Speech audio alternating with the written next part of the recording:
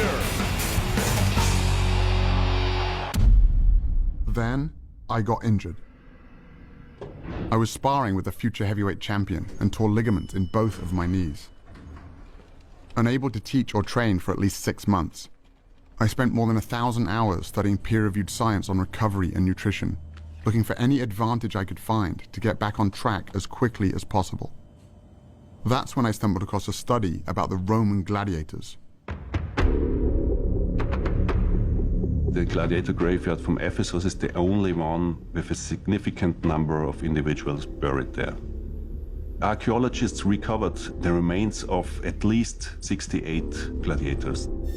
There have been more than 5,000 bones analyzed for the study. We found in the cross-section of the bone very high bone mineral density, which indicated intense training and high-quality diet to build up strong muscles and strong bones. This diet gave the gladiators the nickname hordeari, which means beans and barley muncher.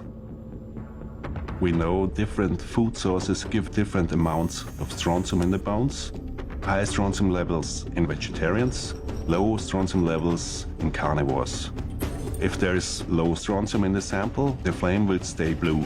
If there is high strontium levels, it will change from blue to red. The gladiators were predominantly vegetarian.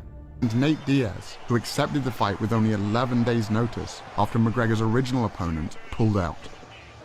McGregor was a big meat eater. It's steaks every day for me. Steaks for breakfast, steaks for lunch, steaks for brunch. Grass-fed, massaged, beef, all day long. Diaz was on a plant-based diet. Eat your vegetables. This man, let's see, can he fight? I'm a lion in there. Your little gazelle friends are gonna be staring through the cage, looking at your carcass getting eaten alive. Carcass getting eaten alive. McGregor was feeding off a stereotype that was pretty much universal. You hit like a vegetarian.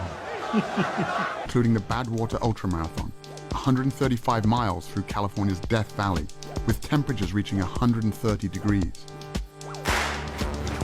I was training for the Western States 100-mile race, which is like the Super Bowl of ultramarathon racing. And that's when I was transitioning to a plant-based diet. I remember doubting myself, even up till a week before the race, like maybe I should have eaten meat.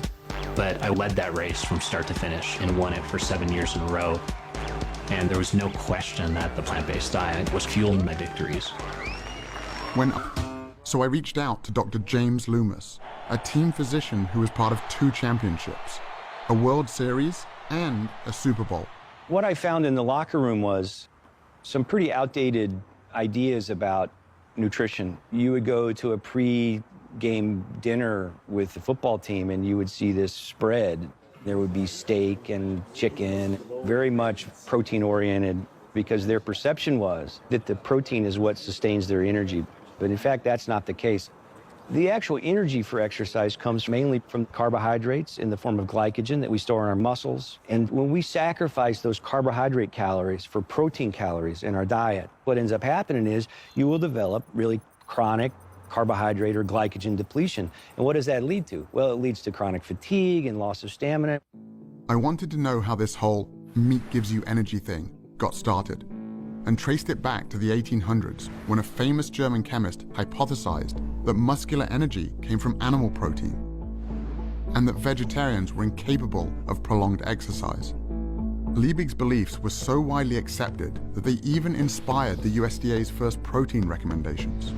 By the time science proved his theory false with the discovery that hardworking muscles run primarily on the carbohydrates found in plants, it was too late. People all around the world had already bought into Liebig's ideas about meat and energy. But not everyone was convinced. As early as 1908, plant-based athletes were starting to claim their first Olympic golds. Are you still sticking to your vegetarian diet, Mary? Very rigidly, yes. And do you find that's a benefit to you, do you? Greatly, or I wouldn't do it. Winning the gold medal. Lewis gets it, and it's a new world record as well. I changed my diet to a vegan diet, and I set all of my personal bests at 30 years old. The oldest man ever to win a world or Olympic medal. And there were current Olympians too. Morgan Mitchell is the two-time Australian 400-meter champion. Here comes Morgan Mitchell. The 400, I won't lie. An 8-time US Win the Nationals was obviously that little cherry on top. Morgan Mitchell, she's tearing away from the field. There was also Dotsie Bausch, an 8-time USA national cycling champion and 2-time Pan American gold medalist. Up and down for at least 4 and 5 hours a day, hard track sessions, and then big gym sessions. I grew up in Kentucky, so that's the land of casseroles and barbecue and meat. So when I transitioned over to an entirely plant-based diet, I wasn't sure if I was gonna survive. And I actually became like a machine. I got up from being able to move about 300 pounds on the inverted leg sled to moving 585 pounds, 60 reps, times 5 sets. To move that kind of weight, you need more than just energy. You also need strength. In other words, protein. To move that kind of weight, you need more than just energy. You also need strength. In other words, protein. I just couldn't believe that Dotsie, or anyone for that matter, could get enough protein eating only plants. I think one of the biggest misconceptions in sports nutrition is that we have to have animal protein, and in particular meat, to get big and strong and perform at a high level. That's just clearly not true. All that protein that you get when you eat a steak or a hamburger, where did it come from? It came from the plants that the cow ate. I was surprised to learn that all protein originates in plants. Cows, pigs, and chickens, it turns out, are just the middlemen. In fact, the largest study to compare the nutrient intake of meat eaters with plant eaters showed that the average plant eater not only gets enough protein, but 70% more than they need. Even meat eaters like me get roughly half of their protein from plants. But athletes need more I'd still be getting more than enough protein to build and maintain muscle. For example, 1 cup of cooked lentils or a peanut butter sandwich has about as much protein as 3 ounces of beef or 3 large eggs. But what about the quality of the protein? I'd always heard that plant-based protein was inferior. Proteins are strings of amino acids, and there's some amino acids our bodies can't make. Those are the essential amino acids. So we have to get them from food. And one of the arguments about animal-based proteins being superior is that plant-based proteins aren't complete, so you're not going to get all the amino acids, and that's a fallacy as well.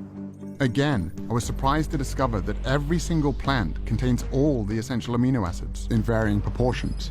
And when it comes to gaining strength and muscle mass, research comparing plant and animal protein has shown that as long as the proper amount of amino acids are consumed, the source is irrelevant. This all sounded great in theory, but all the athletes I'd met so far were pretty lean. If getting lots of protein without animal foods really wasn't an issue, where were all the big guys?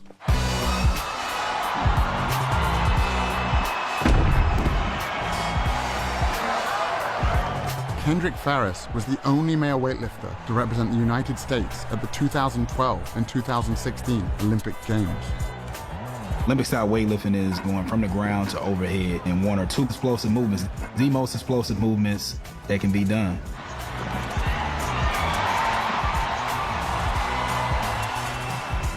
When I made the switch to a plant-based diet, they were like, I don't know how you're gonna lift that much weight, and you're not gonna be eating anything, you're just gonna eat grass, like how are you gonna be strong?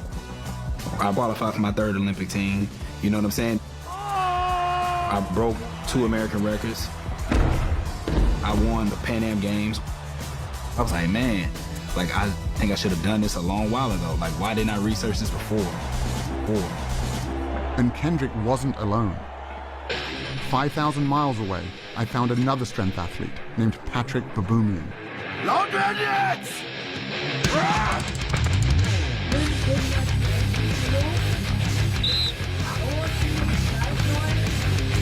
Patrick is one of the strongest men on the planet, with multiple world records, including the front hold, the keg lift, and the log lift. How could one of the world's strongest men be so powerful, eating only plants? No meat, no milk, no eggs. Just more practical. Someone asked me, how could you get as strong as an ox without eating any meat? And my answer was, have you ever seen an ox eating meat? Goodness! Nate Diaz, you just shook up the world. How's that feel? Hey, I'm not surprised, motherfuckers. It's a bitter pill to swallow. It was simply a battle of energy in there, and he got the better of that. So 9 days out from the fight, I started eating 2 steaks a day, and it just came back to bite me on the ass, you know? The only plant-based fighter out there. I stopped eating meat probably like around the end of 2012. I grew up not even knowing about half of these other vegetables.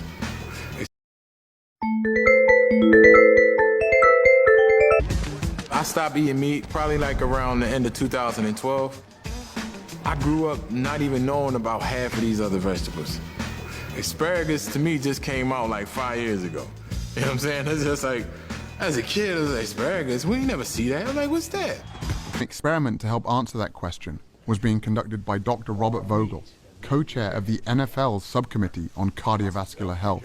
What you eat immediately before an athletic endeavor really can have major impact on how you perform. There's a direct correlation between a meal and endothelial function. The endothelium is the lining of blood vessels. It regulates blood flow throughout the body. It knows that a particular muscle group or organ needs more blood flow, and it dilates, it opens up. When the endothelium is impaired, it cannot open up. It cannot allow blood flow to increase as much, and therefore impairs athletic performance. The test subjects were 3 football players from the Miami Dolphins. Defensive back Michael. We're going to be feeding them 3 burrito breakfasts with a lot of protein. 2 of them have sources of animal-based protein and fat. One is from beef, one is from chicken. Third is a plant-based burrito, which has beans in it. So the protein and the fat came from a plant-based source. Tomorrow, we're going to feed them all bean burritos. We're looking at the impact of eating a different meal on the same people. All right, here's the beef. Thank you. Chicken here, and I have a plant-based one here as well. Thank you. Griff has been plant-based for 4 years, so he got bean burritos on both days. On away games, we always eat fried chicken, we eat Popeye. Today's blood and yesterday's blood. This is a plant burrito. This is a meat burrito. Look at the difference it makes in what circulates in your bloodstream. Cloudy. Cloudy. And that's on top is the fat circulating. Was backed up by numerous studies measuring how a single animal-based meal can impair blood flow. I also found a large body of research showing that plants have the opposite effect, improving endothelial function and increasing blood flow. Controlled studies show that simply drinking beet juice before training allows subjects to cycle 22% longer and bench press 19% more total weight.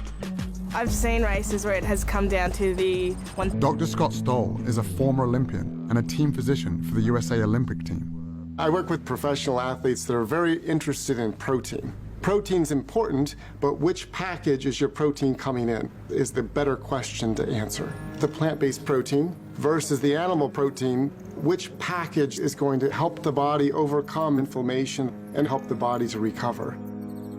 In animal products, you're getting protein packaged with inflammatory molecules like Nu-5GC, endotoxins, and heme iron. When we consume animal products, it also changes the microbiome, the bacteria that live in our gut. And the bacterial species that have been shown to promote inflammation overgrow and begin to produce inflammatory mediators like TMAO. The study that showed that a single hamburger impairs blood flow also showed that it can increase measures of inflammation by 70%. In the arteries, inflammation reduces blood flow. In muscles and joints, it can increase soreness and delay recovery. In plant-based protein, you're getting protein that's packaged with antioxidants, phytochemicals, minerals, and vitamins that are going to reduce inflammation, optimize the microbiome, optimize blood supply, and optimize your body's performance. Seeing how much a single animal-based meal can affect healthy young athletes, I couldn't help but wonder what a lifetime of these foods might have done to my father's heart. In all of our studies, we found the same thing. These same biological mechanisms that affect performance also affect our health. Chronic inflammation, oxidative stress, and endothelial function. When you eat animal products, you start to form plaques in the coronary arteries. Plaque formation in the arteries doesn't just limit the function of the arteries, it can also block the blood flow, and that's when the heart starts to have some real problems keeping up with the demands of the body. In terms of heart disease, oftentimes there's confusion. People think that, well, I don't eat red meat, so I'm okay. We know that it's more complicated than that. It's not just red meat. It's not just the fat. For nearly 50 years, we were told that the primary cause of heart disease was saturated fat and cholesterol, and that leaner meats, lower fat dairy products, and egg whites were the solution. But the research now shows that the other inflammatory compounds in animal foods, like those that can impair athletic recovery, also play a significant role in the development of heart disease. We're going to do a whole lot better by just getting rid of the animal products. And there are really good biochemical reasons for that. Heme iron is one of them, for example. Heme iron is from an animal source, right? So most commonly you think red meat, even though poultry have it, fish has it. They did a meta-analysis looking over 6 prospective dietary studies, over 130,000 patients. And they came to the conclusion that 1 milligram a day of heme iron is associated with a 27% increasing risk of coronary heart disease. To put that in perspective, an average hamburger patty has about 2 to 3 milligrams. And it isn't just the iron in animal foods that can cause problems. It's actually the animal protein itself. It's not just red meat, not just chicken, not just eggs, not just milk. It's the ingestion of any animal protein. At that moment in time, a process begins at a chemical level inside the body. When the protein found in animal foods is cooked, preserved, or even just digested by our gut bacteria, highly inflammatory compounds are formed that corrode our cardiovascular system. This helps explain why people who get all of their protein from plants reduce their risk of heart disease by 55%. It was a plant-based one. What we found is that in the first month, there was improvement in blood flow and the heart began to pump blood more normally. After a year, even severely clogged coronary arteries became measurably less clogged, and even more improvement after 5 years. But in the randomized control group, who were doing just what their doctors told them to do at the time, you know, less red meat, more fish and chicken, little exercise and so on, their arteries got more clogged after 1 year and even more clogged after 5 years. I'm more focused, I'm more relaxed, and I noticed that I have a lot more energy because of the plant-based diet. Come on, man, come on. People in their 20s, they come in here. We do a workout. I sustain the workout a lot easier than they do. We can come in here and do 800. Listen to what I just said. 800 kettlebell swings and snatches in one workout. They can't make it. I'm not kidding you. They can't hang, man, I'm telling you. They can't hang. There was another guy my dad's age who had also made a big change. I ate a lot of meat. I ate my 10, 15 eggs a day. And, I had my 250 grams of protein a day because I weighed 250 pounds. One and only Arnold Schwarzenegger. But as I got older and as I started reading up on it, I recognized the fact that you really don't have to get your protein from meat or from animals, as far as that goes. So we started going more in a direction of a vegetarian kind of a diet. Now with doing it the right way, with the right spices, all of a sudden, I love it much more than the meat. And, the cholesterol went down to around 109. It has a major impact on our health and our well-being in every way we can measure. People who eat a diet that's high in animal protein have a 75% increased risk of premature death from all causes and a 400 to 500% increased risk of death from most forms of cancer, prostate, breast, colon cancer, as well as type 2 diabetes. The Amino acids that come from animal sources tend to make our cells rev up and multiply faster. For example, there is accumulating evidence that high consumption of proteins from dairy sources is related to a higher risk of prostate cancer. That chain of cancer causation actually seems pretty clear. Cancer has been linked to other animal foods as well. Research funded by the National Cancer Institute. Man food. Selling that idea. In fact, what the scientific studies are could affect blood flow. When it comes to the what we're going to fed organic. And this is how that you someday take them to eat. G say genda fool, garlic, gorilla, ginger tea. Whatever's on your mind, get it in 10 minutes. And was in from taking hold by 18% and sugar. Now when it's gonna fill him up. Yeah, I